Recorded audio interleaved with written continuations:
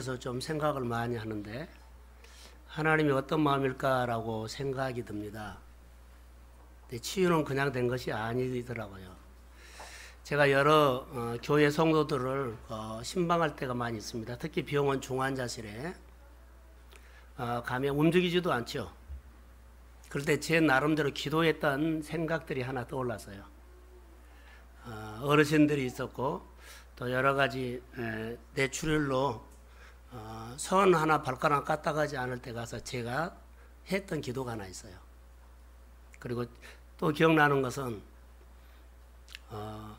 정혜성 집사 아들 준환이라는 어린아이가 지금 초등학교 4학년인가 길 겁니다. 아마 3학년인가. 그 병동에 들어갔을 때 제가 이런 기도를 했어요. 속으로 기도를. 준환아, 아빠가 밖에서 기다린다.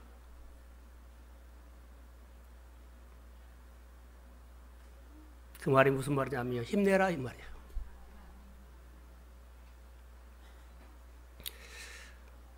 우리 성도들을 향한 마음도 똑같습니다. 믿음의 가정에 가서 제가 무슨 말을 할까요? 하나님이 교회에서 기다리니까 힘내서 오라. 이런 마음이며 목회자의 마음을 얼마나 여러분들이 알고 하나님의 마음을 얼마나 알까요? 교회 행사를 하면 수련회 한 사람이라도 더 데리고 가려고 애쓰는 마음들이 안 보이죠? 그 자리에 오면 하나님이 은혜 줄 텐데. 또 성도들이 그렇게 딱 갇혀서 자기 일이 그렇게 매여서 기도 열지도 않고 눈도 저를 보지도 않아요. 교회를 향해서 하나님께서 보지 않았을 때 좀 눈을 열고 길을 열어서 교회 한 번만 오라. 그 마음이 어떤 마음으로 오느냐에 따라서 하나님을 만날 수도 있고 하나님 못 만날 수도 있다.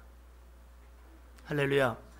하나님이 이런 마음으로 우리를 늘 보이지 않는 하나님께서 우리를 공고하신다는 것을 듣고 오늘 이 말씀을 들으시기를 소원합니다. 예배 가운데 주님이 오셨습니다. 그래서 저는 성경 말씀을 여러 군데 보다가 이스라엘 백성들이 정탐을 하죠. 광야를 지나가다가 정탐꾼을 보내요. 그 정탐꾼을 보내면서 10사람이 보고가 2사람이 보고가 좀 다르죠. 10사람이 와서 보고하는 것은 그 사실 그대로 말합니다. 정확하게 말합니다. 틀린 거 없습니다. 거기 가봤더니 아낙 자손이 거인이더라. 우리 광야를 지나면서 우리가 아무 준비를 하지 않았는데 그들과 들어가면 우리는 이길 수 없다. 그리고 거기 들어가니까 성곽이 너무 커서 견고하더라. 우리가 도저히 그래서 견고한 성곽과 큰 성읍과 그 거인들을 보고 와서 그들이 말을 하죠. 보고하죠. 어렵다. 사실 그대로 말한 겁니다. 그런데 그들을 보고 속에 한 가지 잘못하는 것이 있어요.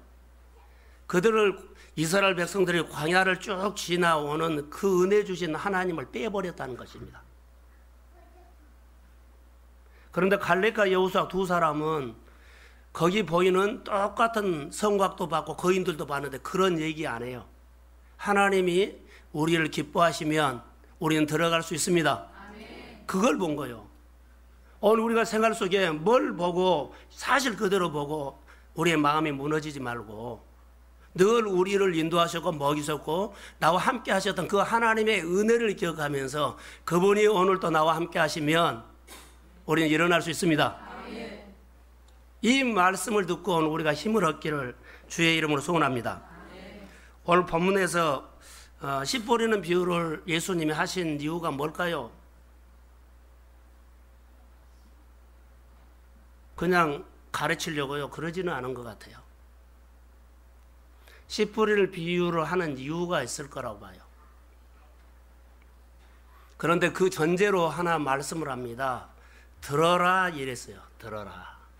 그리고 마지막에 그 결론이 들을 게 있는 자는 뭐한다? 들을지어다. 들을 기가 있는 자는 들을지어다. 그렇게 말하고 있어요.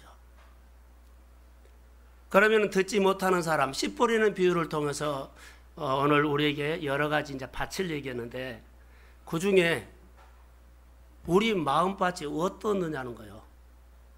하나님의 말씀을 들을 수 있는 마음의 귀가 길가시냐 돌밭이냐 가시밭이냐, 그리고 아니면 옥토냐, 이것을 말한 거예요. 그 시대가 어떤 시대였느냐면 하나님의 말씀을 들어도 듣지 못하는 시대, 보아도 보지 못하는 시대는 어떤 시대예요? 하나님과 마음이 멀어진 시대예요. 하나님과 마음이 멀어진 시대에 예수님께서 이 네 가지 비유를 말씀하는 겁니다. 오늘 우리에게도 그런 말을, 이 시대가 어떤 시대입니까? 패역한 시대입니다. 배부른 시대입니다. 말씀이 별로 필요하지 않는 시대입니다. 그런데 우리가 이 말씀을 들으면, 자, 말을 해도 들어요? 잘 안 들릴 수 있어요. 말씀을, 하나님을 바라도 하나님이 안 보일 수 있어요. 근데 이 시대에 하나님의 말씀이 듣는 길을 갖기를 주의 이름으로 소원합니다. 그러면 살아난다는 거예요. 회복됩니다. 말씀을 들을 수 있는 귀가 복된 귀인 줄로 믿습니다. 그래서 오늘 이 말씀을 하신 겁니다. 그래서 이 말씀을 우리가 들을 때, 이 시대가, 예수님이 당시에 말씀을 증거하는 시대가 마음이 강팍하고 패역한 시대죠. 말씀을 안 들이죠. 하나님의 은혜를 그들은 참으로 많이 받았는데 은혜를 잃어버린 시대예요. 오늘 우리가 은혜를 잃어버리지 않기 위해서 나름대로의 몸부림치는 예배자가 되기를 소원합니다. 시편에 보면 이렇게 말씀을 하고 있어요. 여호와의 모든 은택을 잊지 말지어다. 기억하라는 말입니다. 기억하라는 말. 은혜를 기억하지 않는 것을 우리는 배은망덕한 사람이라고 말을 합니다. 하나님께서 나에게 베푸신 일을 기억함으로써 그의 신앙생활이 하나님의 풍성이 임합니다. 하나님께서 베풀어 주시는 은혜를 기억하기만 해도 그의 생활 속에 하나님의 은혜, 하나님께서 주시는 우리의 삶이 풍요롭다는 거예요. 따지고 보면 오래전에 내가 예수를 믿었는데 은혜를 내가 기억한 것은 잘 모르겠어 라고 생각하는 사람들을 귀담아 들으십시오. 하나님의 은혜를 다시 기억하니까 놀라운 일들이 일어납니다. 다시요. 여러분의 생활 속에 하나님의 은혜를 다시 추억해서 기억해서 여러분의 마음속에서 만지작 하면 전에 나에게 역사하던 하나님이 또 나에게 일하기 시작합니다. 그 하나님을 기억해라는 거예요. 하나님의 은혜 기억하고 있어야 한다는 겁니다.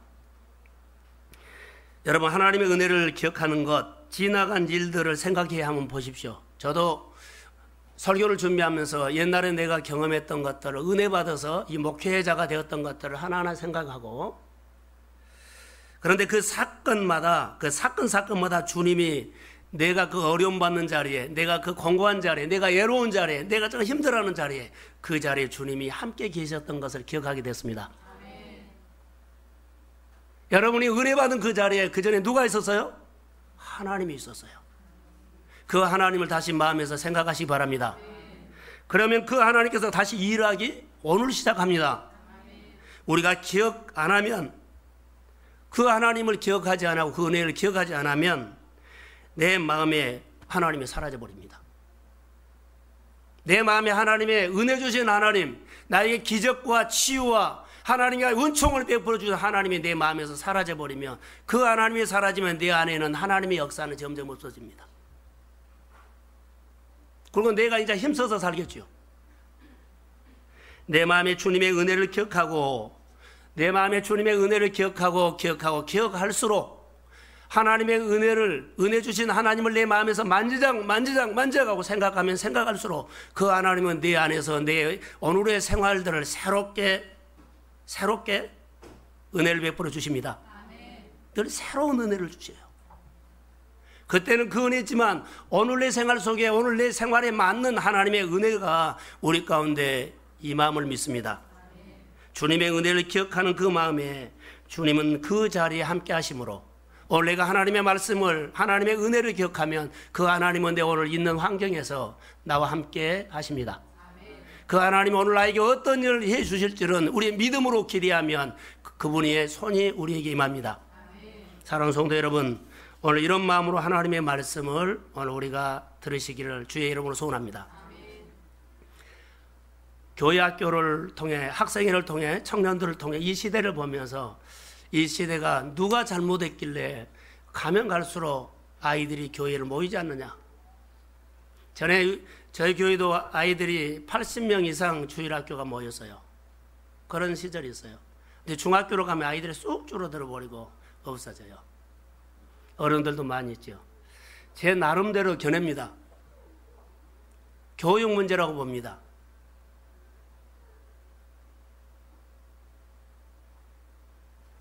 지금 대학교에 2% 학생들이, 그 많은 학생들 중 2% 학생들이 교회에 출석한다고 그렇게 퍼센트가 나왔어요.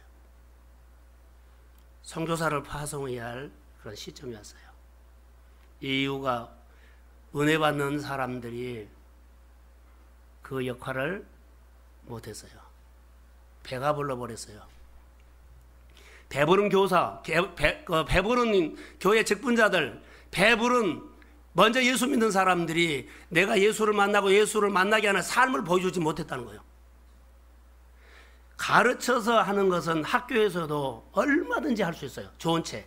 그런 책들을 본다고 우리가 변하는 거 아니에요. 정말로 주님의 제자는요, 내가 그렇게 예수를 만나서 은혜롭게 살고 그 삶을 보고 닮아옵니다. 근데 이 삶을 안 보이면 내 주변에 가까이 있는 사람부터 하나님과 점점 멀어진다는 것을 한번 보세요. 교회 점점 등한해지고 교회 봉사, 교회 하나님의 자리에 늘 별로 나오기 싫어해요. 그게 내 모습이에요. 내가 가르치는 교육이 이거였구나 우리가 부인할 수 없는 거예요. 그래서 교회 학교를 할 때 정말 아이들이 교회 와서 예수를 만나는 교육을 해야 합니다. 지식 교육이 아니라 교사가 만나고 그 만난 예수님을 아이들에게 생활을 통해서 말씀이 기억하도록 해야 해요. 교회 집사님들이, 교회 권사님들이, 교회 직분자들이 부서에서 정말 우리가 먼저 예수를 만나게끔, 그래야지 처음 오신 분들이 아, 신앙생활을 이렇게 하구나 라고 교회 속에 생명 공동체로 이어져 갑니다. 이게 우리 부담감이에요. 그런데 배가 불러서 이렇게 보여주지 않기 때문에 한국교회에 흔들흔들하는 문제가 이런 문제 아닐까요? 여러 가지 문제가 있으면 방황을 해버려요. 어떻게 말씀을 가지고 믿음으로 이 문제를 싸워야 할까를 몰라요. 사건이 터지고 일이 터지면 어떻게 대할지를 모른다는 거죠. 그러나 내가 평소에 믿음을 키웠고 하나님을 만나는 경험이 있었다면 그 사람 문제가 있으면 그 문제를 하나님을 붙잡고 갈렙과 여호수아처럼 하나님의 사건이 일어나기를 기대합니다. 이것이 믿음의 사람이고 믿음으로 오늘 이기는 하나님의 사람이 아닐까요? 이게 생명 공동체입니다. 그래서 우리가 믿음을 키워야 합니다. 오늘 본문에 보면 바로 그런 얘기예요. 예수님께서 지금 가르쳐요. 근데 많은 사람들이 지금 몰려와요. 자, 예수님의 설교를 통해서 사람들이 몰려올 수도 있지만 그 시대의 가장 강조점이 병 고치는 것도 있었어요. 사람들이 몰려온 거예요. 그래서 너무나 많은 사람들이 몰려오기 때문에 바닷가에서 배를 띄워서 그 많은 무리들 육지 앉혀놓고 예수님이 가르치기 시작하는데 씨 뿌리는 비유로 하는 겁니다.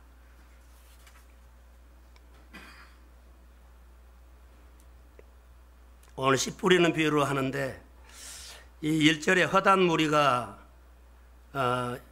예수님께 이렇게 예수님을 쫓아 따르는 모습을 볼 수 있어요. 그런데 그 중에 하나가 예수님의 가르침과 서기관들과 바리새인의 가르침은 달랐어요. 많은 사람들이 바리새인과 서기관들의 가르침과 예수님의 가르침은 뭐다? 다르다. 뭐가 달랐을까요? 삶이 달랐습니다. 예수님의 삶과 바리새인들의 삶이 달랐어요. 가르치는 것은 같은데 삶이 달랐어요. 오늘 우리가 분명히 다른 것은 예수님의 삶이 달랐다는 겁니다. 예수님은 몰려드는 많은 청중들을 향해서 그들을 사로잡는 비결이 하나 있었어요. 하나님의 나라, 하나님의 말씀을 내가 듣고 살고 살게끔 하는 것이 달랐어요. 이게 사람들을 땡기는 감동이 있었어요. 말로만 한 것이 아니었어요. 그게 달랐어요. 그러니까 내가 살아보니까 그 어려운 시대의 사람들의 마음을 헤아릴 수가 있었어요. 그래서 내 입장에서 그냥 설교만 그냥 이렇게 살아고 명령만 바리새인들처럼 하는 것이 아니라 그들이 공감하기 시작했어요. 어려운 시대에 청중들이 뭘 필요하는지를, 그 많은 사람들이 지금 이 시대에 뭘 원하는지를 우리가 알아야 돼요. 상대방 현실적인 필요를 너무 잘 알고 있는 예수님의 설교는 달랐어요. 또 예수님의 비유는 아주 쉽게 말씀을 하셨던 것들을 기억할 수 있어요. 너도 나도 다 알 수 있는 일상적인 생활. 일상적인 생활을 소재로 가지고 씨 뿌리는 비유를 했던 것처럼 포도 나온 비유, 얕은 여러 가지 통해서 비유를 하시는데 이 비유는 언어적인 의미는 곁에 두다 이 말이에요. 너도 나도 곁에 있는 거 다 알 수 있어요. 비유는 일종의 어떻게 일종의 칼날과 같아요. 긍정적인 면으로도 쓰일 수도 있지만 부정적인 면으로도 사용할 수도 있어요. 자, 저를 보세요. 말씀을 들어야 돼요. 오늘 11절과 12절 한번 같이 읽겠습니다. 자막을 한번 띄워주세요. 예, 시작.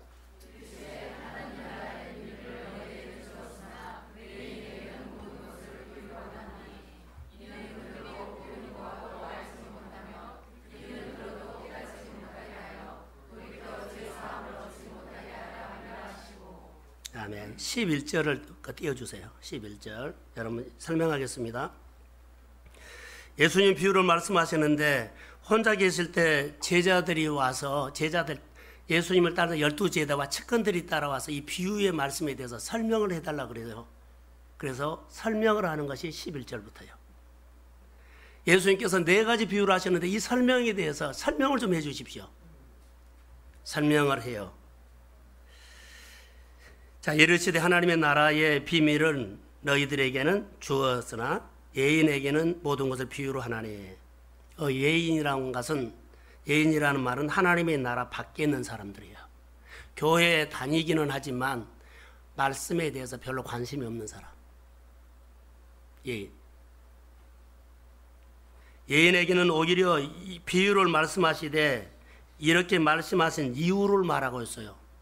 비유로 말씀하신 이유를 말하는데 그 말씀이 12절이에요. 자, 12절. 이는 그들로 보기는 보아도 깨닫지 알지 못하며 듣기는 들어도 깨닫지 못하게 하여 돌이켜 제3을 얻지 못하게 하려 함이니라. 그러면 이 비유는 그들에게 유익을 위한 거요, 그들의 복음을, 하나님의 나라를 막는 거요. 부정적으로 쓰인 거요, 긍정적으로 쓰인 거요? 부정적으로 쓰인 거예요. 이게 책망을 하는 겁니다, 지금. 우리는 비유를 할 때 참 우리가 이해가 잘 되게끔 설득을 하고 하나님의 나라에 대해서 이렇게 하는데 이것은요, 하나님의 나라를 못 들어가게 하는 거예요. 다 못 들어가게 한 것이 아니라 이런 마음을 가지면 하나님의 나라를 들어갈 수가 없다라는 경고를 주는 메시지요. 4가지 마음밭의 비유 설교는 예수님이 그렇게 하는 겁니다. 제3을 얻지 못하게 하고 그 말이에요. 많은 무리들이 예수님께 왔어요. 그래서 예수님께서 이 비유를 물어보면서 돌밭, 길가 돌밭, 가시밭, 그리고 옥도 좋은 땅에 얘기를 했는데 측근들에게 하는 말씀들을 여기 지금 다 말씀하고 있어요. 못 들어가게 한다. 오히려 깨달으면 회개하고 돌아가야 하는데 그런 말씀으로 비유한 거 아니에요. 그런데 예수님이 비유로 말씀하신 의도를 제3을 얻지 못하게 하려고 한다라고 우리가 볼 수 있는데 12절 말씀인데요. 예수님이 이 말씀을 어디서 인용했느냐 이 말이에요. 지금 11절과 12절 말씀은 구약 성경 말씀을 인용한 겁니다. 자, 자막을 한번 띄워주세요. 이사야 6장 9절과 10절입니다. 자, 먼저 읽겠습니다. 시작.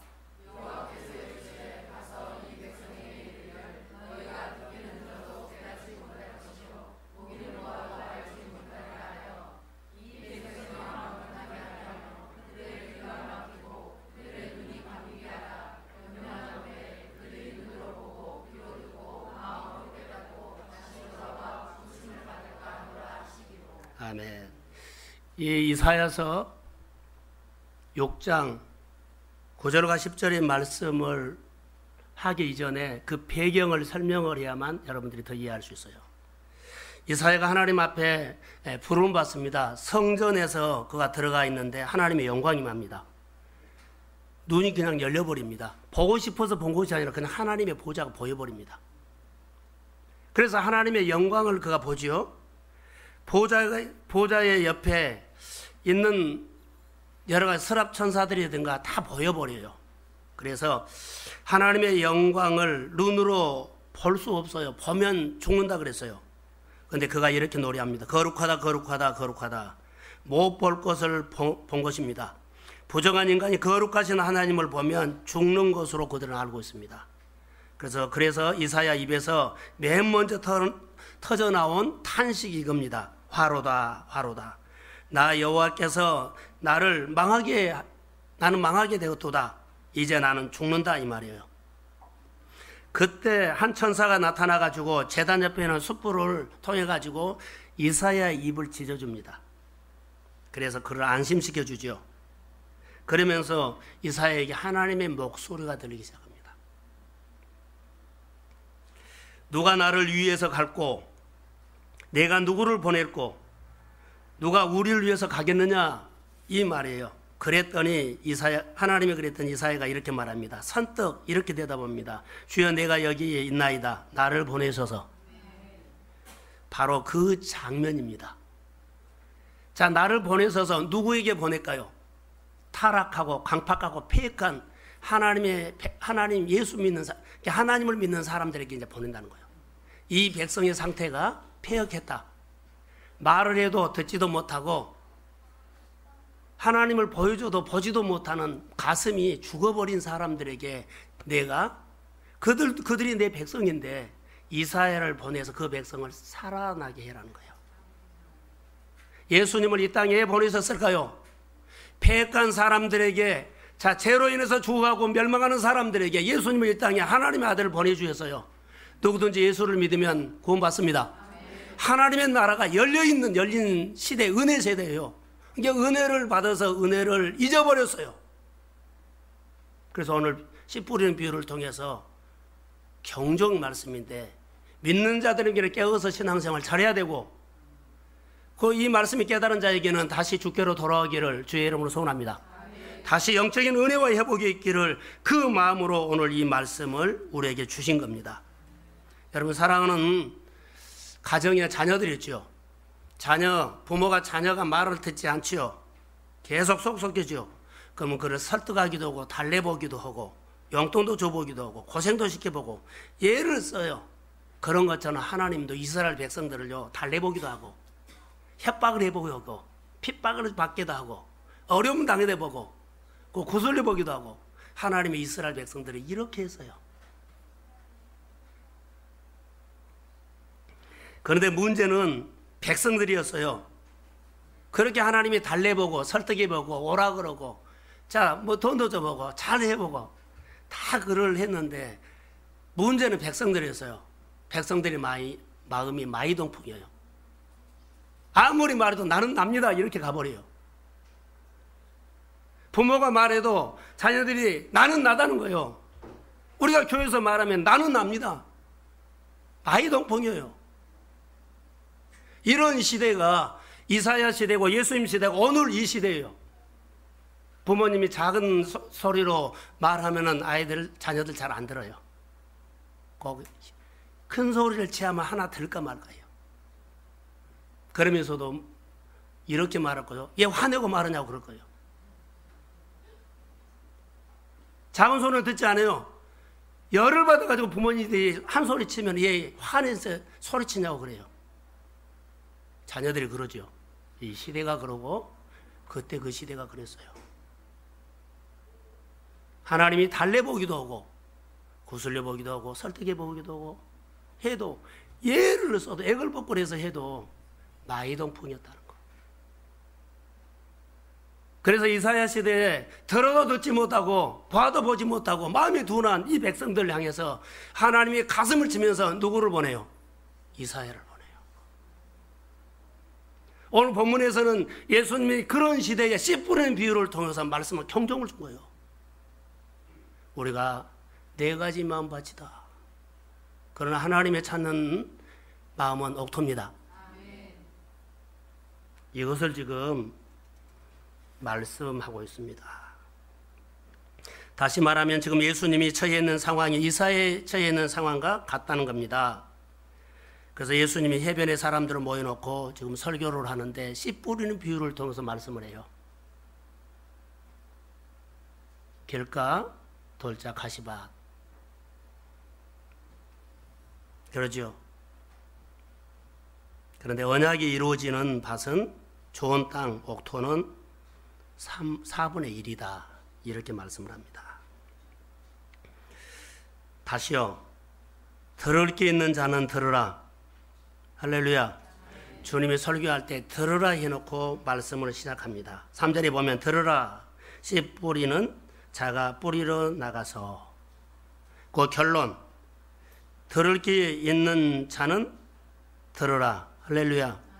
이렇게 결론을 들어야 돼요. 자, 이 말씀을 가지고 좀 같이 우리에게 준 말씀으로 적용해 보려고 합니다. 예수님의 말씀 설교를 듣고 알아들은 사람도 있고 못 알아들은 사람도 분명하게 있었습니다. 예수님은 알아들은 사람에게만 언약이 30배, 60배, 100배 이루어집니다. 다시요. 하나님의 말씀을 알아들은 사람에게만 30배, 60배, 100배 이루어집니다. 이 시대 다 말씀을 들은 것처럼 보이죠? 아니요. 못 들어요. 그러나 분명한 거 하나님의 약속. 오늘도 하나님의 말씀에 귀에 들리면 언약이 이루어집니다. 하나님 안에서 모두 존귀한 사람입니다. 다 존귀합니다. 그런데 들을 게 있는 사람만 이 비유가 들립니다.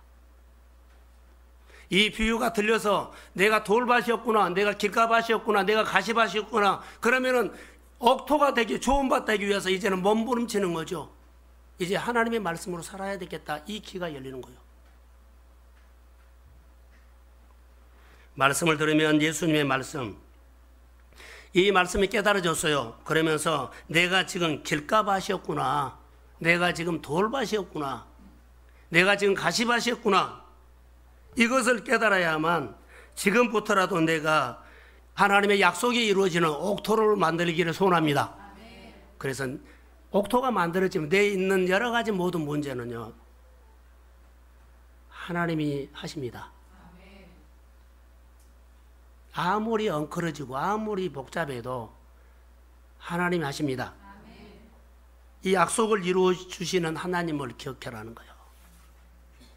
예수님의 비유, 땅에 떨어진 씨앗은 뭡니까? 말씀입니다. 문제는 씨앗이 열매를 못 맺습니까? 씨앗이 열매를 못 맺어요. 말씀이 떨어진 밭이 문제가 있어서 못 맺습니다. 하나님의 말씀을 들은 우리의 마음의 밭이 문제가 있어서 말씀이 우리 마음에 머물지 못합니다. 우리가 말씀을 들으면 처음부터 이 말씀을 내가 들을 생각을 하지 않고 들어요. 하나도 만들어버려요. 내가 안전해 있지만 말씀을 내가 들으려고 아예 생각을 하지 않고 듣는다. 그게 길가시예요.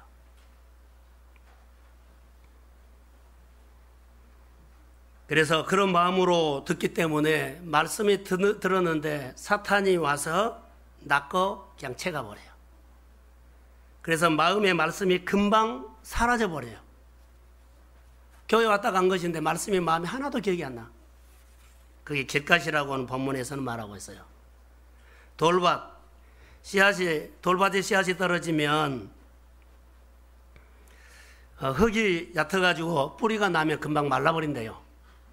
이 말은 우리가 말씀 보면 금방 은혜도 받고 감사도 해요.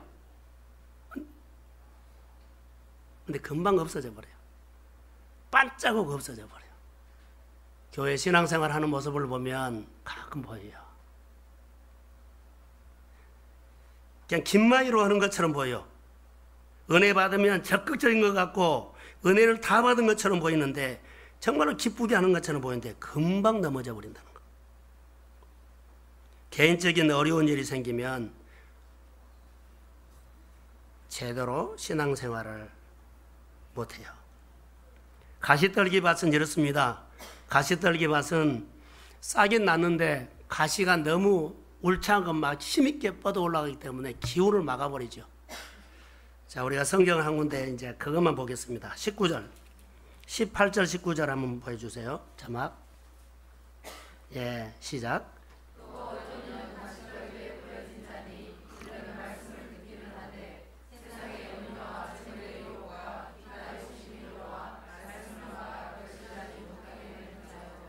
그러죠.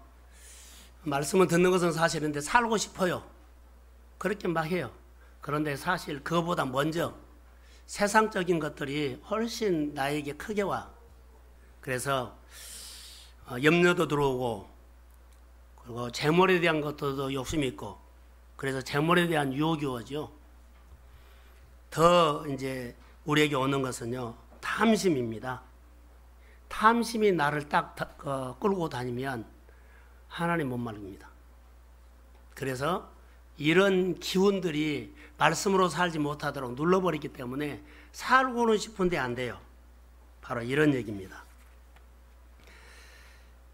자, 20절 한번 아니면 띄워주세요. 20절. 자, 시작.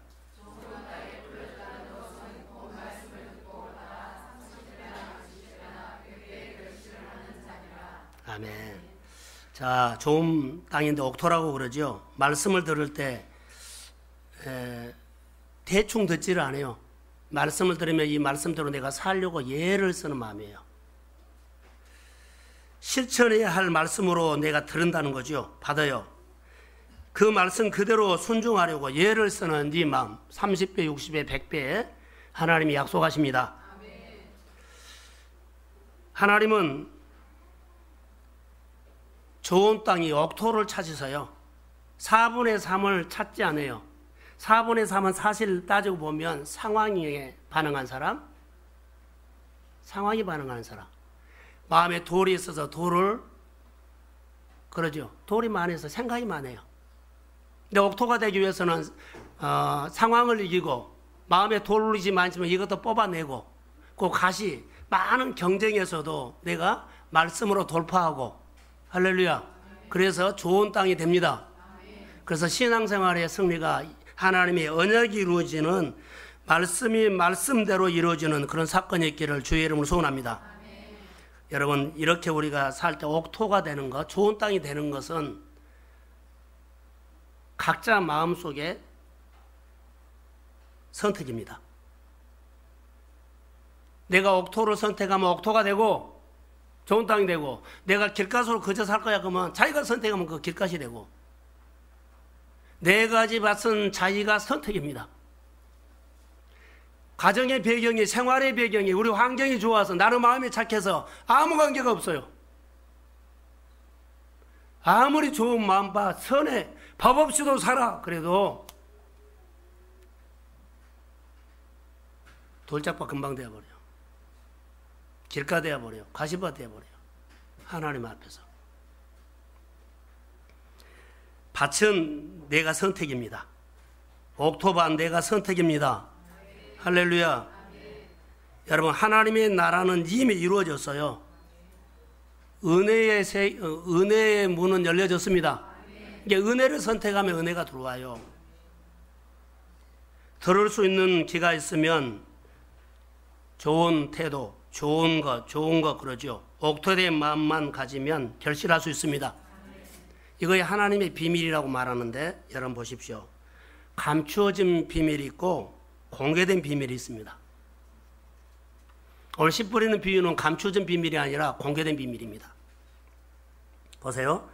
들어도 듣지 못하고 보아도 보지 못하고 깨달지 못하고 결국 점점 하나님의 관계가 멀어져 버린다. 4분의 3에 속한 사람들의 반응은 결실하지 못한다고 결론을 짓고 있습니다. 우리 자신에게 한번 질문해 보십시오. 나는 어떤 밭인가? 길가, 돌밭, 가시밭, 아니면 좋은 밭, 옥토 같은 마음밭인가? 자기 자신을 한번 보십시오.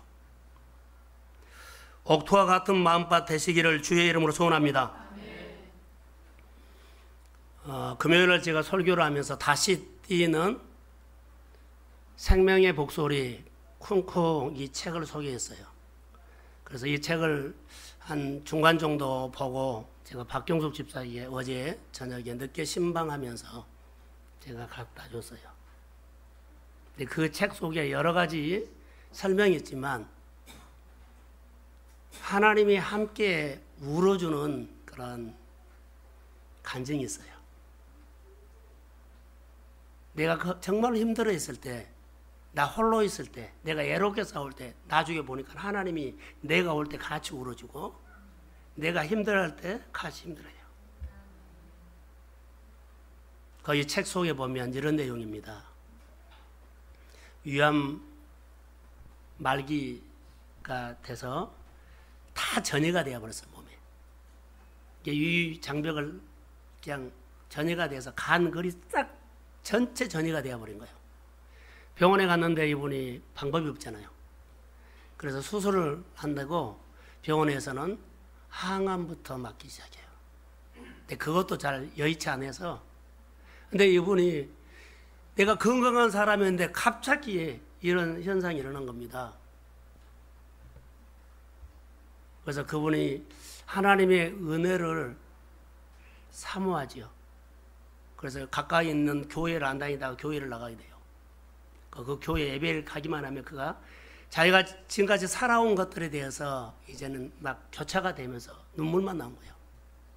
자녀가 있고 아내가 있고 40대인데. 근데 거기는 1% 그렇게 나와요. 거기다 가능성 못 봐요. 근데 그의 마음속에 어느 날 하나님의 소리가 들려요. 뭐라고 들려요? 두려워하지 말라. 그런 말이 들려요. 내 마음에 두려워하지 말라, 내가 함께함이라. 그런데 병원에서 들려주는 상황은 점점 전이되고 더 나빠지죠. 현실은 나빠지는데 소리는 하나님의 소리가 들린 거예요. 하나님의 소리를 듣고 그가 힘을 얻습니다. 거기서 결론은요, 주변에 어렵게 이제 나중에 항암도 맞고 좋아지는데 점점 이렇게 나빠지는 모습 속에서도 마음에서는 늘 하나님의 소리가 들린다는 거예요. 할렐루야. 하나님의 소리를 듣는 그 마음이 하나님이 그를 하나하나 만져가요. 그래서 말씀을 들었던 그 사람은 현실은 그러는데요, 늘 하나님께서 내가 너와 함께한다. 내가 너를 통해서 큰 영광을 보리라. 이런 마음이 마음에서 들리기 때문에 이 말 듣고는 그가 이겨낸 거예요. 병원의 진단이나 현실을 보면은요, 그냥 답이 없어요. 그런데 마음에서 들리는 하나님의 소리를 그가 듣고, 그리고 예배를 그렇게 사모하고 예배 가운데 가면 하나님께서 말씀을 통해서 자기에게 들려준 소리 같아요. 사랑하는 성도 여러분, 자, 이런 위기에 있는 사람이 설교 듣는 것과 우리가 배가 불러가지고 그냥 교회 와서 한번 설교 듣는 사람과 같을까요, 다를까요? 달라요. 우리가 어떻게 하나님의 말씀을 들어야 하고 예배해야 하는 것이 달라요. 그들은요, 어떤 마음으로 올까요? 하나님의 말씀을 들으려고 오죠.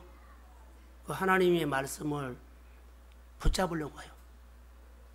이게 하나님의 말씀이 들려주고 하나님의 말씀 붙잡게 해주고 하나님의 말씀 마음에 살아 역사하게 하고, 우리가 어떤 현실, 어떤 상황, 어떤 여건 아무 관계가 없어요. 나는 그것을 보면서 전에 나를 치료하셨던 하나님을 나는 기억하게 됐어요. 마음에 하나님의 소리만 들리면 하나님은 여러분의 가정의 복잡한 문제를 해결해 가십니다. 근데 믿음의 자리에 사모하고 오셔야 돼요. 예배를 통해서 하나님의 말씀을 들으려고 예를 써야 돼요. 길가밭, 돌짝밭, 가시밭 같은 것이 우려요.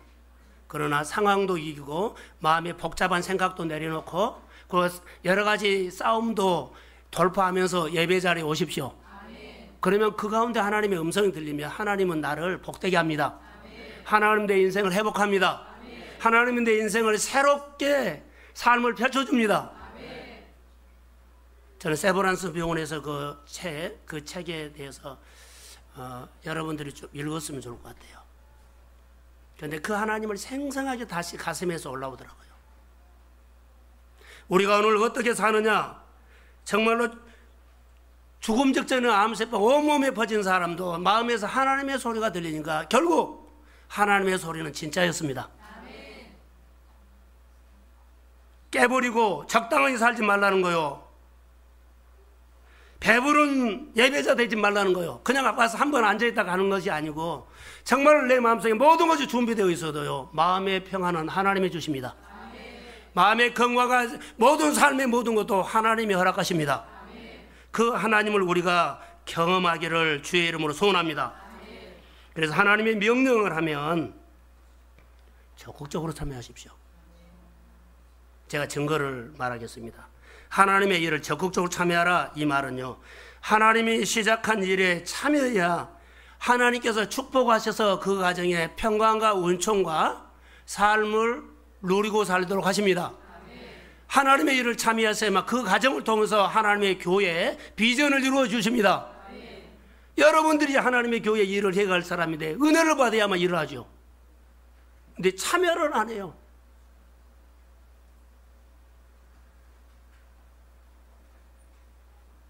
그런데 우리가 예수를 잘 믿으려고 하고 예배자 되려고 하면 더 환경이 난리를 치죠.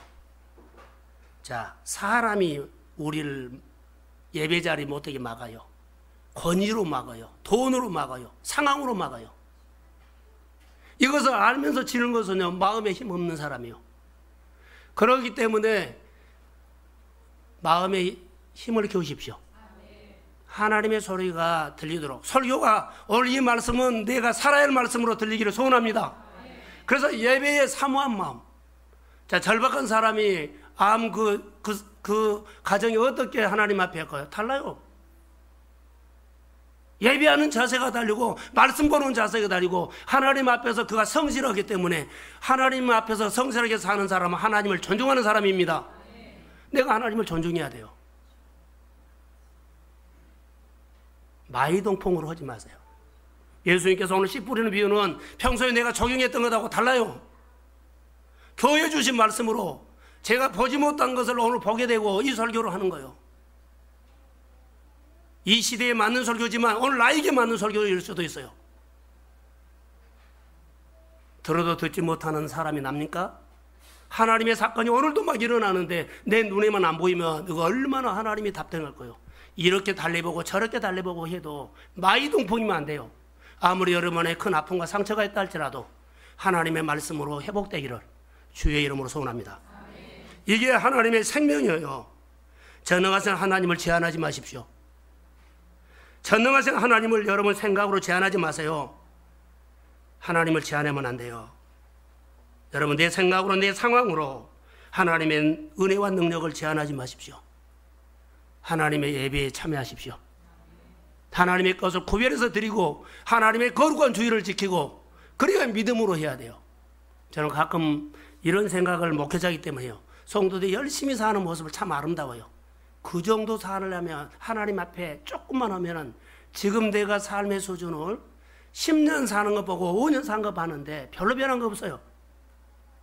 차라리 그렇게 죽기 살기로 살 바에는 주님 앞에 좀 은혜 받으려고 그렇게 좀 하지. 그러면 수준이 달라졌을 거라고 저는 믿습니다.